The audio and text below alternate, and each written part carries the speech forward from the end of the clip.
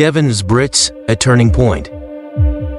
The Russo-Ukrainian war has reshaped the global landscape, altering power dynamics and fragmenting the world into three pieces. On one side are the Western allies, aligning with NATO, the G7 and Ukraine. On the other are Russia's allies, while some nations refuse to take sides. Not long ago, these countries collaborated under the banner of economy, liberalism and globalization, contributing to global growth.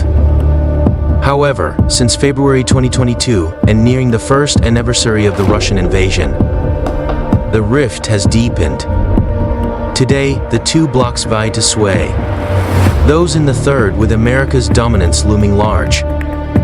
Among initiatives to reduce dependence on the US, the BRICS Brazil, Russia, India, China, and South Africa looked to establish a new monetary system. A direct challenge to the dollar, based on physical assets like gold, currencies, precious metals, coal, or oil. While this idea has been brewing for years, the Western response to the Russian aggression and US-China tensions have accelerated events. The official launch of a new reserve currency is expected this year, a rare occurrence since the euro's introduction in 1999. What will it look like? How will it impact the world? Is it even possible? If you're eager to learn more, stay tuned. But before we dive in, if you enjoy our content and want to show your support, it's easy and free. Just hit the subscribe button. A simple click might not seem like much, but for us, it's invaluable. So thank you for your support, and welcome to Money Vision. BRICS, a brief history. The term BRICS was coined in 2001 by analysts at Goldman Sachs to describe these emerging economic powerhouses with vast territories, large populations, and rapid development potential capable of reshaping the global economic landscape. The first BRICS summit, without the S at the time, was held in June 2009 in Ekaterinburg, Russia. Originally, the leaders of Russia, China, India, and Brazil decided to come together to assert their desire to create another pole in global diplomacy and directly challenge the most powerful Western economies grouped within the G7. The G7, founded after World War II, consists of France, Germany, Italy, Japan, the United Kingdom, and the United States.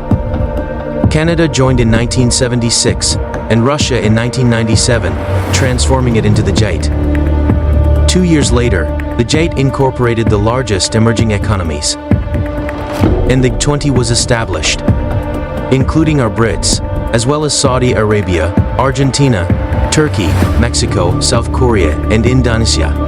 Initially, these groups comprised only central bank governors, heads of state or their prime ministers, and finance ministers, focusing on financial market regulation. Their mandate was non-military, aimed at coordinating, optimizing, and monitoring financial movements. Over time, their role expanded to include combating tax evasion, debt and public deficits, education, digitization, and employment, now spanning various domains. In 2014, following the annexation of Crimea, Russia was excluded from the G8, reverting it to the G7. The group then represented 40 of the global deep and 10 of the population. But Moscow remained a pillar of the BRICS group and retained its place within the G20. The G20 now accounts for 90 of the global deep, 80 of trade, and 66 of the population, showcasing its significance and reach. The differences among these groups continue to evolve. BRICS vs G7. G7 nations, influenced by the US, support democratic governance, promoting fundamental freedoms and cooperate as if bound by treaties for the collective good. BRICS, dominated by Chinese influence representing 72 alone, also collaborate effectively to create an alternative global order challenging the dollar hegemony and mutually support growth. However, national interest remains the priority at all times. These are not allied countries, but rather partners, as evident since the Russo-Ukrainian conflict began. China is Russia's top trading partner, and Despite not approving the Ukraine invasion, bilateral ties remain intact. Although Chinese investments in Russia have decreased, major tech giants like Huawei and DiDi withdrew from the Russian market, not solely due to Western sanctions isolating Moscow, but to limit exposure to its economic downturn. As large Chinese firms retreated, smaller producers filled the gap, intensifying trade with Russia. In India, Prime Minister Narendra Modi neither endorsed nor condemned the invasion, rejecting embargoes to maintain neutrality. Russia is India's primary military partner, with most Indian soldiers equipped with Russian weaponry, a strategic asset against China if needed. Commercially, India ranks second in trade with Russia, with imports of oil and fertilizers multiplied by 5 since the conflict began. Despite ties, India plays a peacemaker role in the Asian continent through the upheaval, a new Asia-Pacific alliance formed with Australia, Japan, the USA, and 9 other Asian nations, excluding China, who views the project as doomed. Brazil, under President Lula's leadership, condemns the invasion, but rejects sanctions, maintaining neutrality, upholding bilateral agreements with Moscow, particularly in telecommunications, defense, and aerospace technology. Brazil avoids escalating the conflict. South Africa aligns itself with non-aligned nations, affirming friendship with Moscow and abstaining from condemning the invasion. Increasing power. The BRICS remain united in the face of global reactions, refusing to bow to Western directives, which concerns Washington. Their economic dynamism, industrialization, abundant workforce, as well as their natural resources and technological know-how characterize them. Although they are not officially developed countries, they now effectively compete with traditional actors, despite attempts to curb their expansion. The trade war initiated by the United States to limit China's access to the global market is one example. China and India already shine in Asia, the most populous continent and future largest market. They are capable of disrupting the existing world order, representing 44% of the world's population, a quarter of the wealth, and producing a quarter of the deep.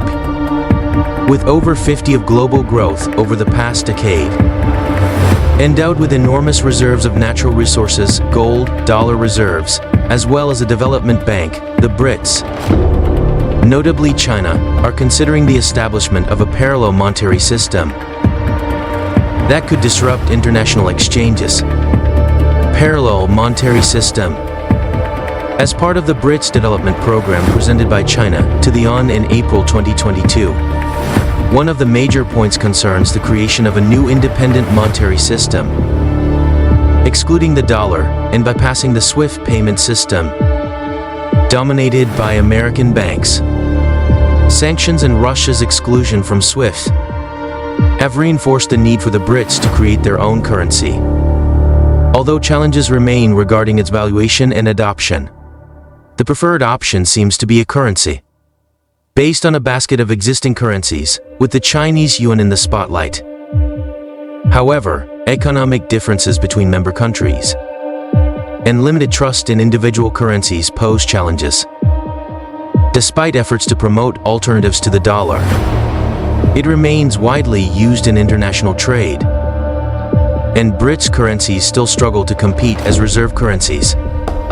Competition with SWIFT will require time and effort, especially since BRICS banks will still need to be connected to SWIFT to conduct international payments. Makes up more than 40% of the world's population and a quarter of the global economy. Prolonging the process of And more implementing a countries parallel want to join monetary the club, system, which aims to challenge possible or not. During the latest BRICS summit in June 2022, India, Chinese President Xi Jinping praised the cooperation among member countries in developing a new payment system, thus excluding the use of the dollar and evading American control.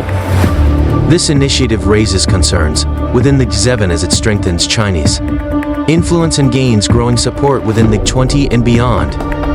China sees this proposal as an opportunity to expand its influence by offering attractive investments and contracts. China's intent to destabilize the dollar's hegemony exacerbated by Western sanctions against Russia, could lead to rapid de-dollarization in Asia, creating challenges for the Fed and driving up the price of gold. However, many observers doubt the feasibility of this project in the short term, highlighting past failures of Chinese attempts and logistical challenges related to SWIFT incompatibility. The future of this project remains uncertain, but the developments in the coming months will reveal its potential impact on the global monetary order and the position of the dollar and euro in the currency market.